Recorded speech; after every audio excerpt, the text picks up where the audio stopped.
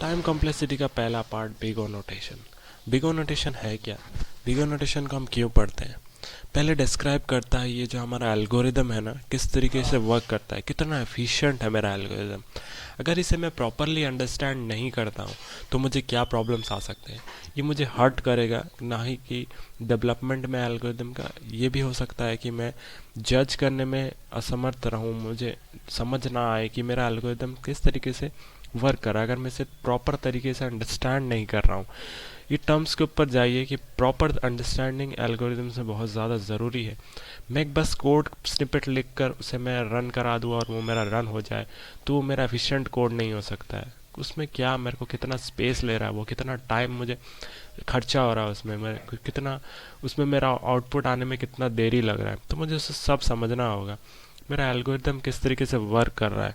अगर मैं इसे नहीं समझता हूँ प्रॉपरली तो क्या होता है मेरे साथ ना, कि मैं समझ नहीं पाता हूँ मेरा एल्गोरिदम जो लिखा हुआ है वो प्रॉपरली वर्क कर रहा है या स्लो हो रहा है, कहाँ पे फास्ट हो रहा है कि नहीं, कुछ भी नहीं हो रहा है, कुछ क्या काम कर रहा है कि नहीं कर रहा है सही से।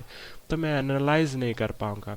एनालाइज करना एक एल्गोरिदम को बहुत ज़्यादा डिफ़िकल्ट है और बहुत ज़्यादा ज़रूरी भी है। बिना एनालाइज के आप, एनालाइजेशन के बिना आप कुछ भी नहीं कर सकते। एक एनालाइजेशन पार्ट एल्गोरिदम में बहुत ज़्यादा ज़रूरी है। आप जितना एनालाइज करोगे एल्गोरिदम को उतना आपको एफिशिएंटली आउटपुट मिलता रहेगा। जितना आपका प्रॉपर अंडरस्टैंडिंग रहेगा एल्गोरिदम के ऊपर, तो आप ज़्यादा तरीके से अच्छे से उसे वर्क करा पाओगे, उससे उतना ही आउटपुट यील्ड करा पाओगे। तो अगर मैं बात करूं एक एग्जांपल के, तो हम एक फाइल आपके पास है सपोज़, तो मैंने मुझे फ्रेंड जो को देना है बोला, फाइल हार्ड ड्राइव में है मेरा और वो दूसरे कंट्री में रह रहा है। तो मुझे क्या करना होगा? आपका पहला आंसर क्या होगा कि मैं उसे फाइल ट्रांसफ़र प्रोटोकॉल यूज़ कर लूँ, एफटीपी यूज़ कर लूँ, ईमेल यूज़ कर लूँ, अदर इलेक्ट्रॉनिक मीन्स यूज़ कर लूँ उसे ट्रांसफ़र करने के लिए। हालांकि ये बेहतर आउटपुट हो सकता है, बट अगर फाइल का साइज़ छोटा है तो मुझे कोई ज़रूरत नहीं है फिज़िकली उसके पास जाने की। मैं इन तरीक़ों का यूज़ कर कर उसको फाइल ट्रांसफ़र कर सकता हूँ। बट अगर सपोज़ मैं एक बहुत ही बड़ा फाइल ट्रांसफ़र करना चाहता हूँ, जैसे 1 TB, 2 TB, 3 TB, 4 TB, ऐसे बहुत लार्ज फाइल साइज़ है, तो मैं क्या करूँ? अगर मैं इलेक्ट्रॉनिक मीन्स के थ्रू जाता हूँ तो बहुत समय लगेगा। उससे बेटर यह होगा कि मैं फ़्लाइट ले लूँ और उस तक पहुँच जाऊँ, या फिर ड्राइव कर लूँ अगर फ़्लाइट नहीं भी है तो। ये ज़्यादा बेटर ऑप्शन होगा। फिज़िकली ट्रांसफ़र मार देना बेटर होगा इलेक्ट्रॉनिक मीन से इस सिनेरियो में।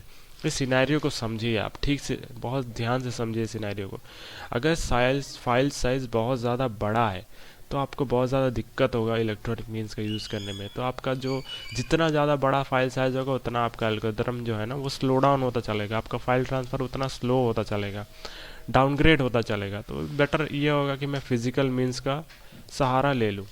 तो इससे हम क्या पढ़ रहे हैं, टाइम कॉम्प्लेक्सिटी पे आए अगर मैं डिटेल, अगर मैं आपका इलेक्ट्रॉनिक मीन्स का सपोर्ट लूँ और उसका टाइम कॉम्प्लेक्सिटी निकालूँ, तो क्या होगा, मैं ऑर्डर ऑफ एस लेता हूँ।